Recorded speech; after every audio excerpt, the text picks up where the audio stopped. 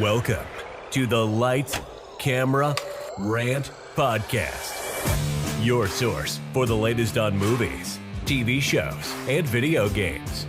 Get ready for ranting, raving, and reviewing. Here is your host, Lee. Welcome back for another edition of Lights, Camera, Rant. For anyone who's brand new, welcome. I hope you really enjoy this episode. I hope you come back each week. For anyone who is already reoccurring, I thank you for coming back, and you know exactly where to plunk your ass, sit back, and enjoy the rest of the episode. So what we'd like to do on this podcast is we look into the news and then we get into the reviews, which this week we are looking at the last episode of the Halo live-action TV show, Episode 9, Transcendence. So we're going to have a look at that, see how that stacks up as the big final, and where Halo TV show kind of sits with every other show coming out at the moment, you know, amongst all the many lows it's experienced, but the many highs it's also given us in its 9-episode journey. So without further ado, I've just got some little housekeeping things to say. First thing is I do have an announcement coming very soon. Stay very close to our Facebook, Instagram, TikTok, you know, all the socials, Twitter, because an announcement about Lights Camera is coming soon that I can't wait to bring out to everybody. Second, a big well done round of applause for Mark My Words. They just hit 300 followers on Instagram.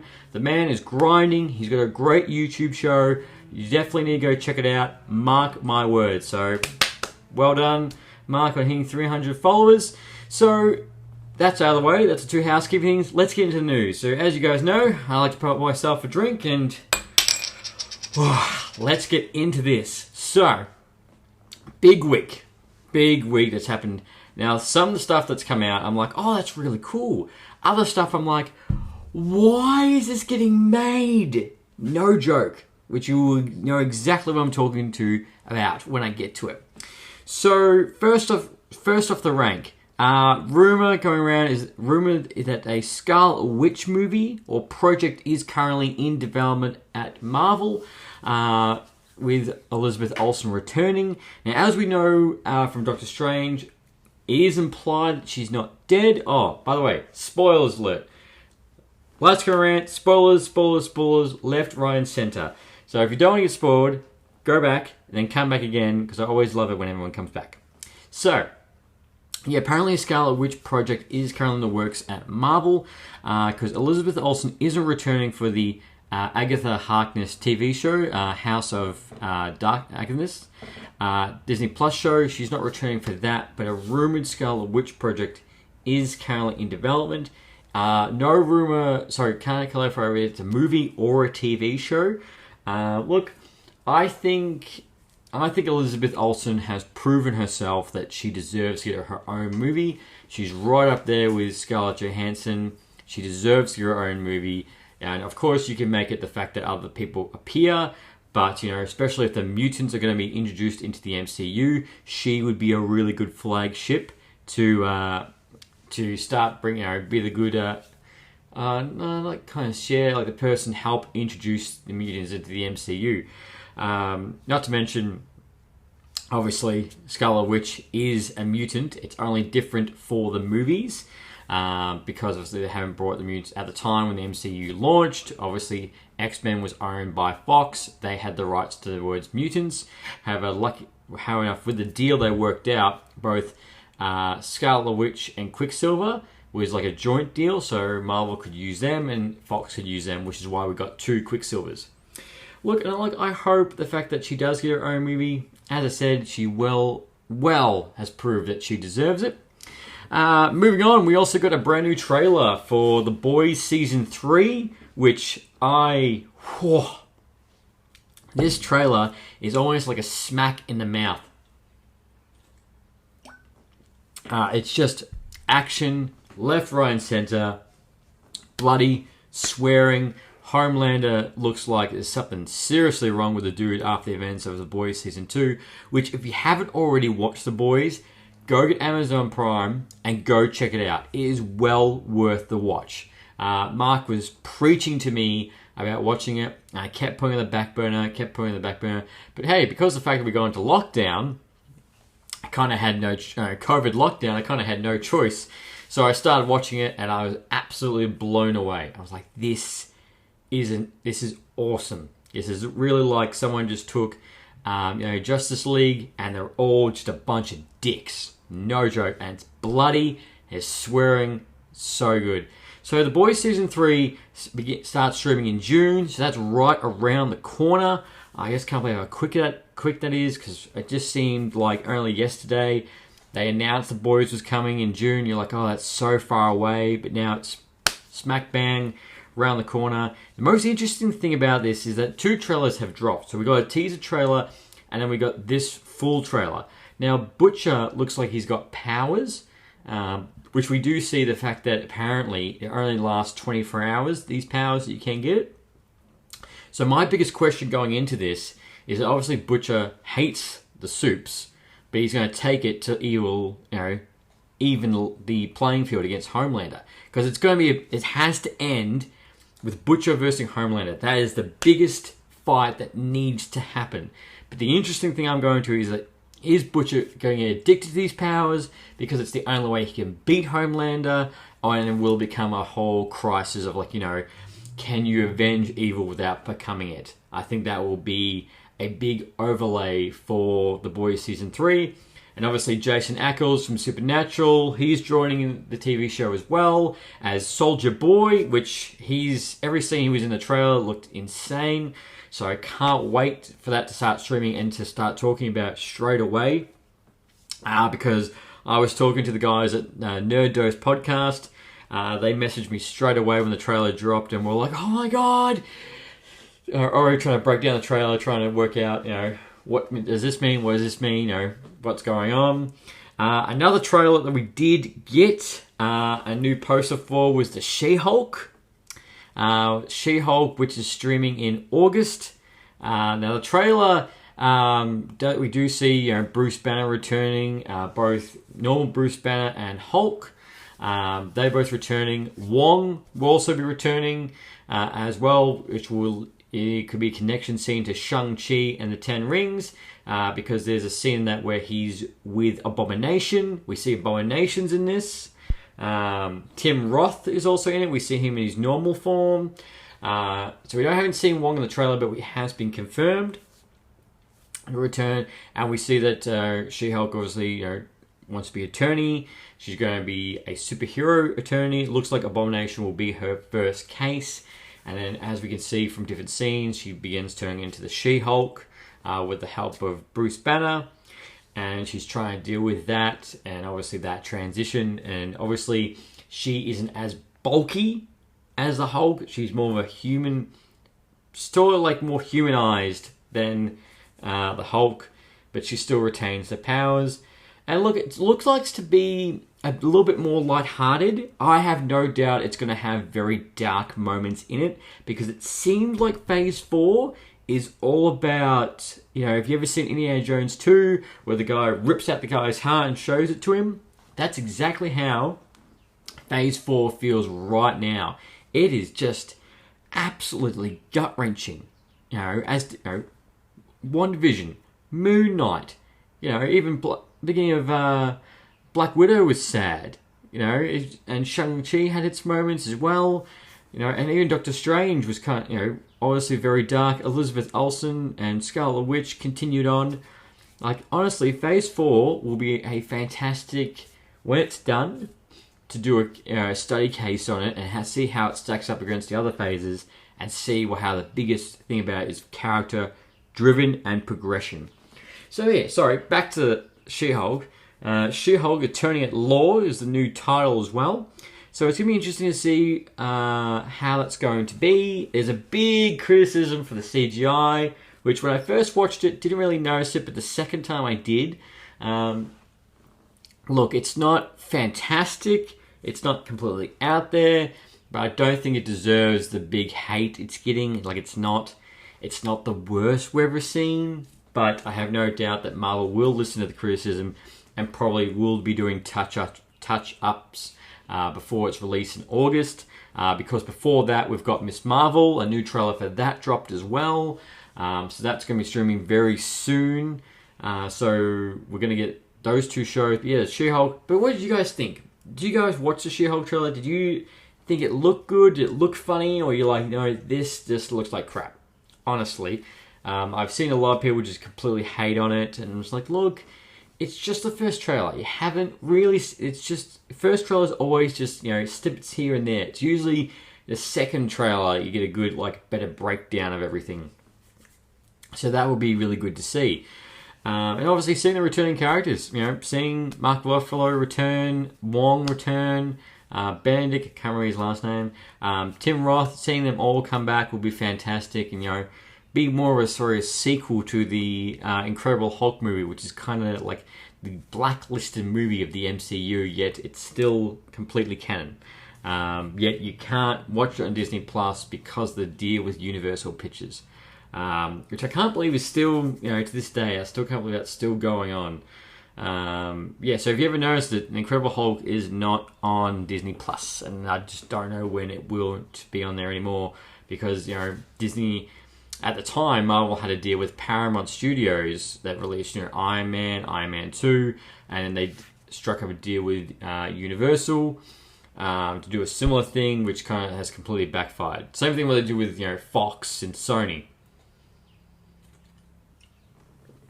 Kind of all legal issue, all muck up. But yeah, She-Hulk trailer is out.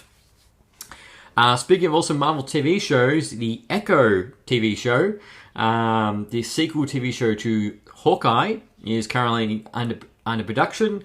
We got a set photo with Anna. I can't remember her last name, but obviously she played Echo in the Hawkeye TV show. She did a fantastic job, kick-ass. So I'm very glad that when it originally got announced, I was like, obviously it was before Hawkeye TV show got released. I was like, what is that? What's that going to do with anything? And as soon as Hawkeye finished, I was like, okay, I'm all in. I want to see your TV show. I want to see what's going to happen with you. What's going to happen with you? What's going to happen with Kingpin? Because Kingpin's not dead. There's going to be a catch to it, guys. You all know he's not dead, especially the fact that we know Daredevil's out there.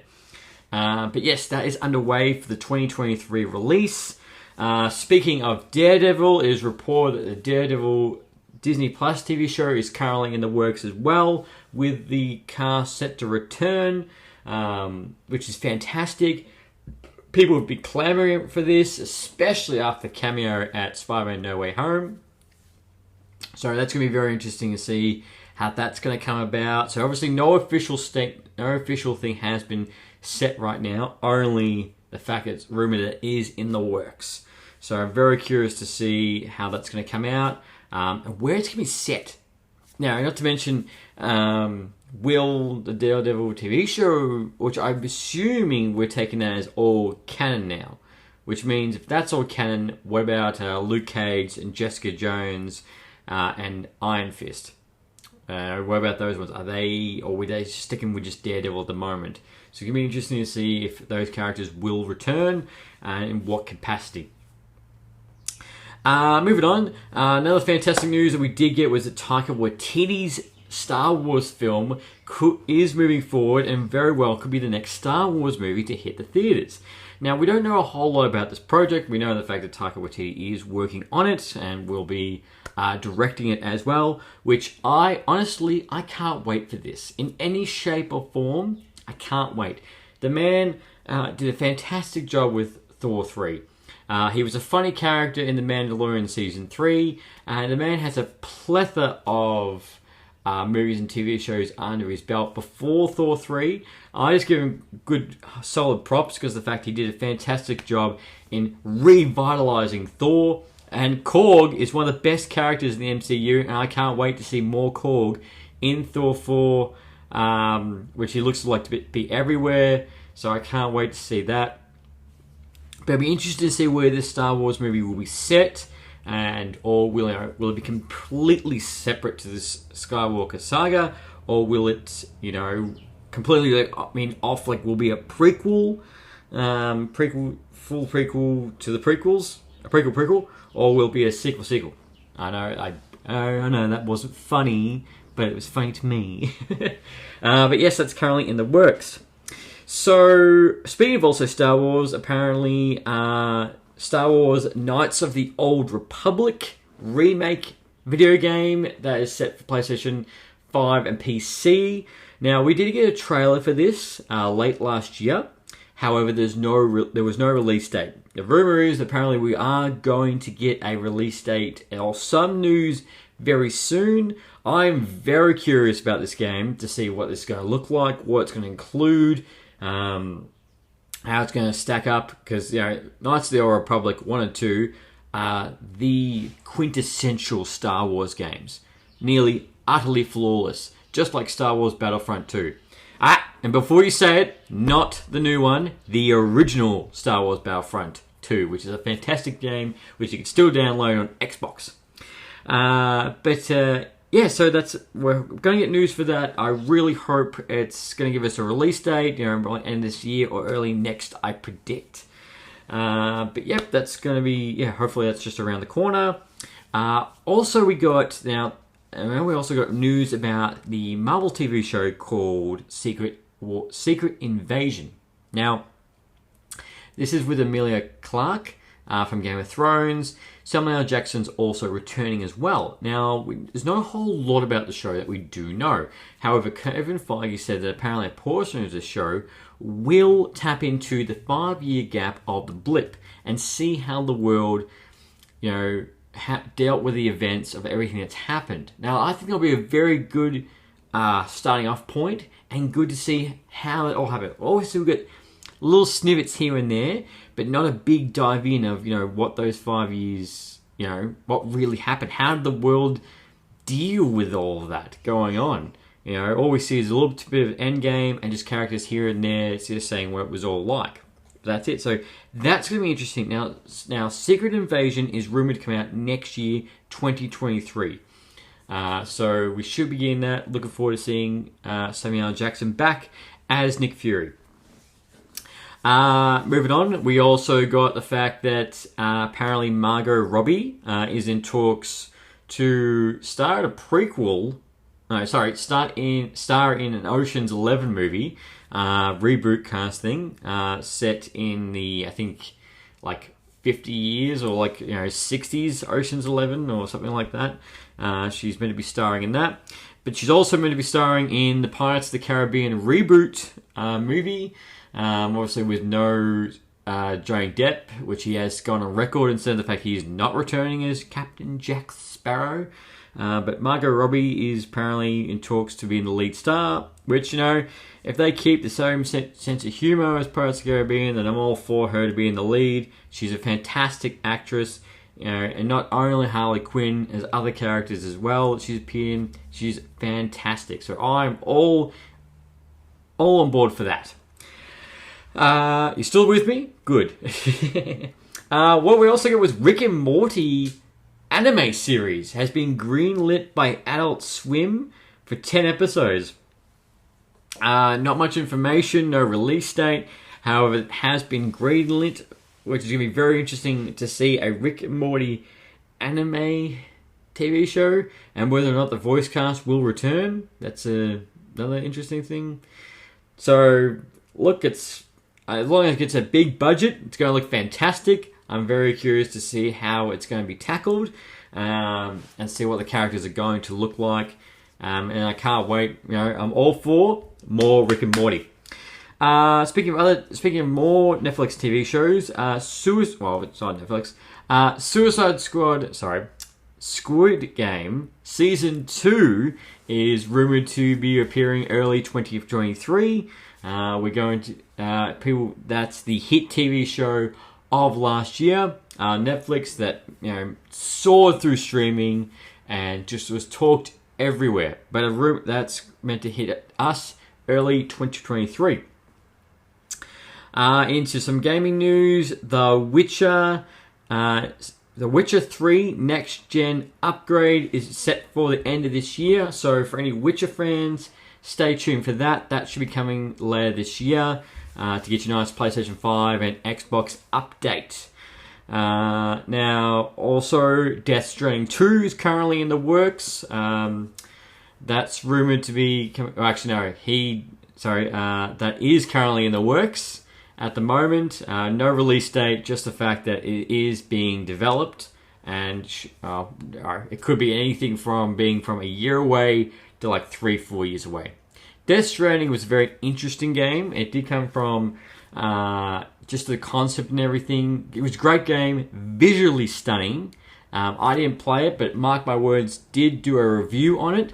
So it's going to be very interesting to see how that's going to go. So I'm going to be very curious when it's going to come out.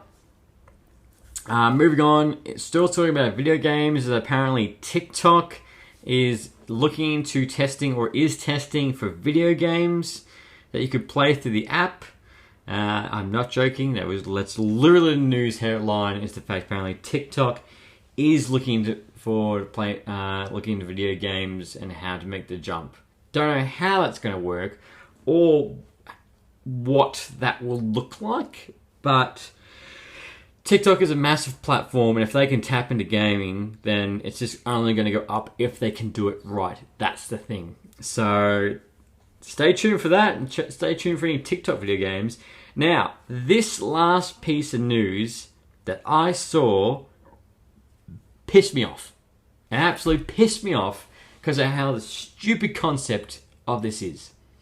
So, the CW has greenlit and has announced, set for 2023, a TV show called Gotham Knights that has nothing to do with the video game at all, and is about Bruce Wayne's adopted son forging alliances with the children of Batman's enemies to find out who killed Batman.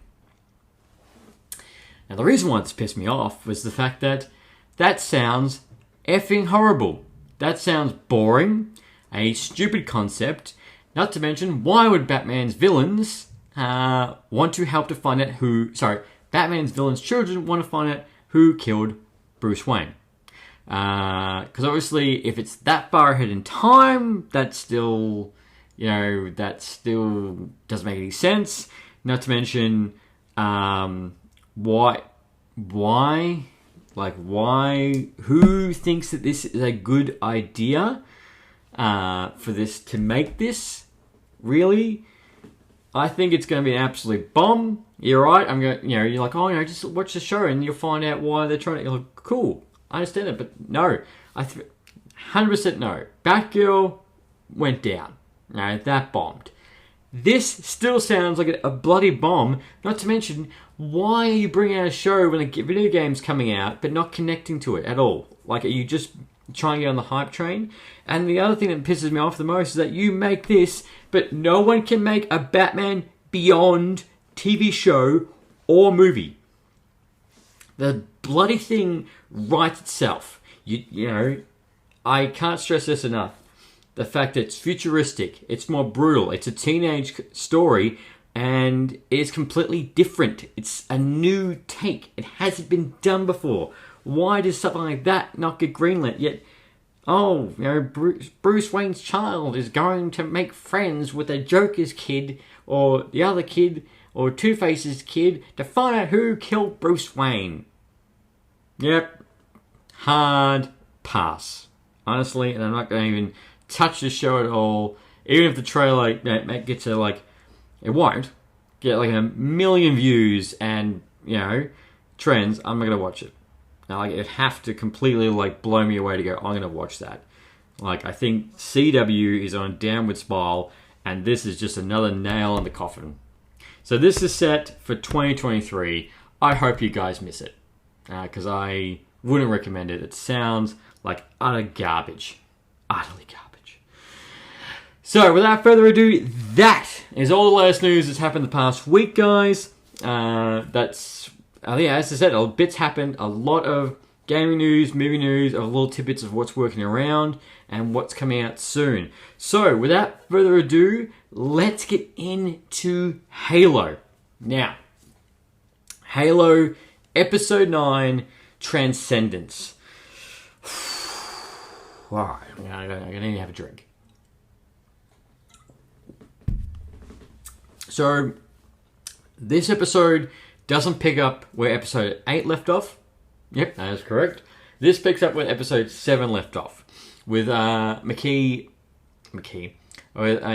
pressing, touching the keystone and doing a massive wave, taking out everybody on reach after she was getting zapped all into the back of the neck, and looked like she was going to kill everybody. I think she still was going to kill everybody. So basically, this is dealing with the events of all that. Everyone's trying to grab their thoughts. Everyone's trying to realize where they are. And obviously, at the end, we also saw the fact that Master Chief was fighting the other Spartans. And that still happens. So we still get that at the very start. We see that Captain Keyes finds them, and he explains to the Spartans, they were captured, cloned, memory erased. Oh yeah, it is the big revelation to these three characters of why Master Chief's acting funny, their history, why they can't remember. So we do get that scene, which is building up for a little while now. It's a very intense scene, but that payoff does happen. And once they all realize that, once they all come to terms with that, they're back to being a unit, pretty much straight away. Because what happens is that McKee is taking the keystone. She's gone to the Covenant ship, a spare Covenant ship, and she's got away with the keystone to this unknown planet to take it right back to the Covenant. Not to mention, one of the Spartans also goes down to hunt down Halsey because she is trying to get away. She was trying to get away because of with the keystone. She's going to take McKee as well. And one of the Spartans, Ray. I forgot, is it Ray? I think that's her name. I had it on the tip of my tongue. Of the character. But yeah, so she hunts down Halsey. So Halsey is just about to get away. Riz, sorry. It was Riz. She was just about to get away, but Riz stopped her, killed the weird, lurch kind of sidekick guy, killed him. Halsey gets taken in. Actually, she tries to escape. She still comes back. All right, but that's a complete side story. The main thing is that the Spartans become a unit again, and then what happens is Master Chief trusts Cortana. They've really built in their relationship for this episode, and they go hunt down McKee for the keystone. So through a very intense, very like Star Wars hyper jump or hyperspace kind of scene, which does get very intense. More Master Chief trusting Cortana, and then obviously a team trusting each other again after what's happened.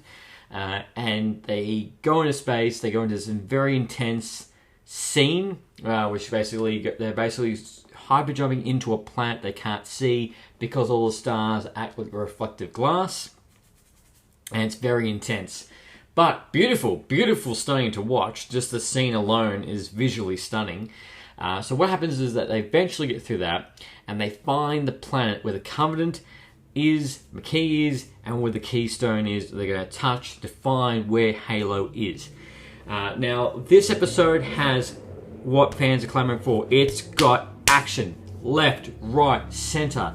It is very action-based episode, which I absolutely loved. There's actually a scene 30 minutes in, we finally I think it's actually the first time I've actually heard it, but you actually hear the Halo theme kick in. And Master Chief basically goes into, like, not saying God mode, but full, like, into the game mode, beating up and killing the Covenant, which is a fantastic scene, which I was like, my fanboy in me was like, yeah, that's Master Chief right there. There's the music. That's all kicked in. Let's go already. So, for anyone who's clamoring for the action, it is big on this episode. The Spartans work together, just like how they're killing everything, killing all the Covenant in video game style. It's all great. So that aspect is fantastic.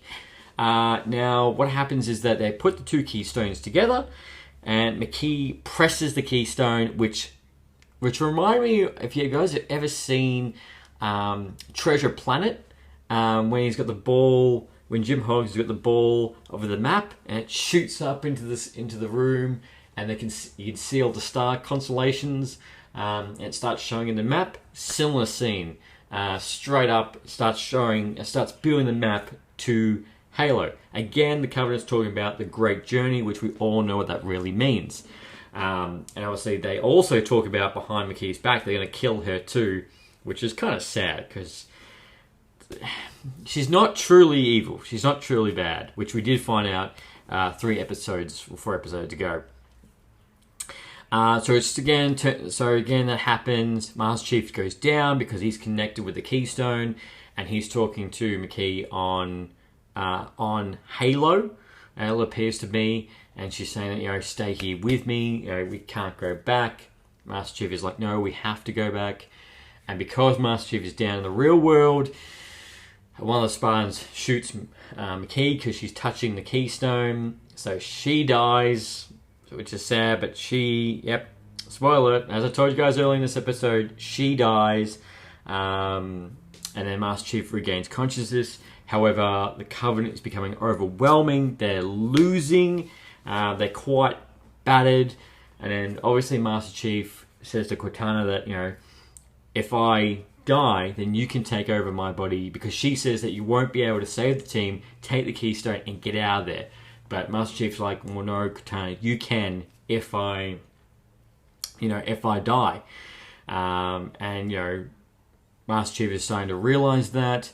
Best thing about this episode is Master Chief's helmet is on for the majority of this damn episode, which finally, he keeps his mask on, keeps his helmet on. So then, Master Chief takes one big smack, he passes out. In Cortana, it's a good moment because Cortana's like, I can't guarantee I can bring you back. Master Chief is like, I trust you. So Cortana fulfills her programming and she takes over Master Chief, which she didn't want to do. But when she does, she kicks ass and absolutely mows down the Covenant. Left, right, center. An awesome shooting scene. 100% accuracy. She's killing all of them. She is the perfect weapon. So she takes over. We get a few video game moments in the helmet, first person, and she saves the team. They get the Keystone and they get out of there. Now that's how the episode ends, and then Riz does go up to Master Chief and says, "Are you there?" And Master Chief just moves his helmet, and that's it. Cortana doesn't say a word. She doesn't say anything. She just saves the team, and that's it. And that's how it ends. So that, in the short version, that is what happens with Halo, the last episode. So this episode, I believe to me, was solid. We got revelations for everything that's been built up. We got a lot of action. As a fanboy aspect, great. A lot of game moments. Master Chief kept his helmet on. The relationship between Cortana and Master Chief is built. Unfortunately, McKee is dead. She was a good character. But they take the Keystone to get the rest of the map to Halo. Also, Halsey gets away because of the fact that she cloned herself. So she's still alive, and her clone takes the fall. Why? She's off going somewhere, don't know where. But Reach is fine. So I was wrong on that theory. Reach does not fall. It is still very much together. However, I feel like it should be next episode. So, as the episode ends, Master Chief is currently passed out, kind of dead. They've got the Keystone to find Halo. The Covenant don't know where Halo is. They don't have McKee who can touch the Keystone. They don't own the Keystone anymore. And it's kind of left like that. Will they find Halo? Is Master Chief alive and not dead? And what will Halsey do next? Now, the thing is, as we all know, Master Chief is not dead. He is not going to be dead. Cortana will bring him back. As soon as I go back to Reach, probably episode 1 will deal with how to bring him back, and he will come back. No joke. That's a guarantee. That's not a guess. That's not a... This might happen. That's a spoiler alert, guys. He will come back, which we all know. Interesting the fact that they didn't see where Halo was, but of course they're going to... obviously they're going to want to make sure there's enough, like good 6-season content. Currently, Season 2 is currently in production. I'm guessing 2023 will be for Halo Season 2, probably maybe mid to late. I'm predicting won't be at the same time as this year. But look, Halo TV show in the bag is done. 9 episodes, all out. You can go watch it. Look, it is not, which a lot of people have said, and which I have said in the past, it is not directly from the video games. It's more just taking inspiration for the video games. We need to deal with that. We need to understand it. It is not the best creative decision that I would make. Obviously, if I was making a TV show based on a video game that sold billions of copies, I would make sure the fact that it was close to the material as possible while putting my touch on it. Not doing the reverse, because I would like to tap into that market to come and watch it. This show might have alienated a lot of people from watching for Season 2. I doubt the fact that there will be a resurgence later on, like a second win, saying, it's actually not too bad. Because, once you've been burnt, it's hard for you to go back. Look, I will watch Season 2. I am not completely burnt. I'm just kind of disappointed. This is all we got. But as I said, there's a lot of low points, but there are some solid action points in it. It's just the writing, the direction is very questionable through the entire show. And you can probably tell the fact there's a lot of rewrites and the fact that something else, someone's interfered because there's something's going wrong. But the one thing I can't fault on is the acting. The acting I felt all the way through was fantastic from everyone. Everyone that appeared was fantastic. No one's acting, I thought, that's a bit subpar. It's a bit, it's not too bad. But, it's not, acting all on point. Obviously you can only work with what you got. And look, guys, what did you think? Did you like Halo TV show overall? Or do you think it's just a complete mess, flop? They should cancel Season 2 right now.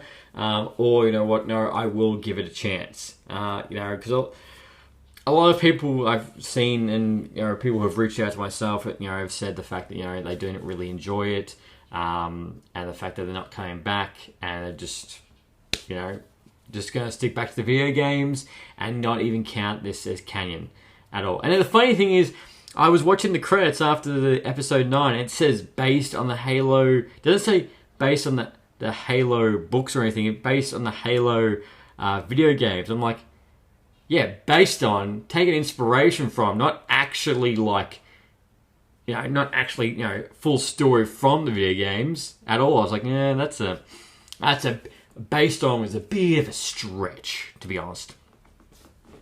But that's Halo in a nutshell, ladies and gentlemen. And this particular week, we get Obi-Wan Kenobi. And not to mention, well, we get 1 episode, we get 2 episodes at the release. And that's going to lead us over the next few weeks. We're also going to announce the fact that Ewan McGregor has announced the fact that this will be a very character-driven, similar to Logan or the Joker, which I think is fantastic. How it's going to be taken. And the biggest thing is that everyone wants to see Hayden Christensen return as Darth Vader and see that both Darth Vader, Obi-Wan are going to take another swing at each other. And the fact that John Williams is doing the music, oh my god, I'm so excited for this. I can't wait. And obviously this will lead into Miss Marvel, and then we'll lead into the She-Hulk, and then we'll go also Star Wars Endor that's coming out later this year as well. So guys, it is packed. It is full pack for the rest of the year. It is go, go, go. Not to mention Thor 4 is in July, so that's going to come out as well. So guys, you got to stay tuned. Check out our Instagram, check out our Twitter, our Facebook. We like to keep you guys up to date of everything that's coming out. And definitely let me know what you think. Did you like Halo? Are you excited for Obi-Wan Kenobi? Do you think the She-Hulk is shit? Or you think Thor 4 is just going to be a bomb? Anything. I'll take anything of your opinions, and more than happy to discuss with you guys, because that is the whole point, is just to create that conversation. So ladies and gentlemen, thank you very much for joining me with this episode, and as always, happy ranting, and I will hope to have my announcement coming around the corner for you guys. I can't wait to see what I've been working on to show you all. So as I just said, until next time, happy ranting. Thanks for listening to Lights, Camera, Rant. If you like the show, don't forget to subscribe so you don't miss a single episode. While you're at it, leave us a rating and review, and be sure to tell your friends. Until next time, happy ranting.